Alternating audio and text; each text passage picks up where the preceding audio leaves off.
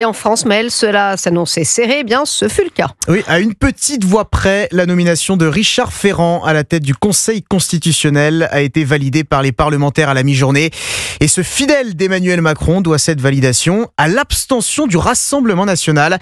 Un choix étonnant au vu des soupçons d'impartialité qui pèsent sur l'ancien président de l'Assemblée.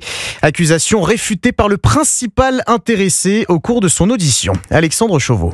Je ne crois pas, Madame Panot, avoir une âme de valet. Devant la commission des lois de l'Assemblée, Richard Ferrand répond aux accusations des députés de l'opposition. Il revendique son indépendance d'esprit en dépit de ses 37 ans au Parti socialiste et de sa proximité connue avec le président de la République. N'attendez pas de moi le reniement de Saint-Pierre. Je ne vais pas vous dire 3 fois que je ne le connais pas. Ce serait inexact. Mais acceptez l'idée que avoir partagé des engagements ne crée pas nécessairement un lien de vassalité. Richard Ferrand promet, je cite, de se dépouiller de ses habits de militant pour servir la République. L'ancien député du Finistère met en avant son expérience politique à la tête de l'Assemblée. Je ne suis pas un professionnel du droit, c'est vrai, mais comme vous, un serviteur de la République. Je crois que les responsabilités que j'ai exercées ici constituent une expérience précieuse pour le Conseil. Et après avoir obtenu de justesse la validation du Parlement, il devrait être nommé dans ses fonctions d'ici au 8 mars, date de la fin du mandat de Laurent Fabius, rue de Montpensier. Alexandre Chauveau du service politique d'Europe 1.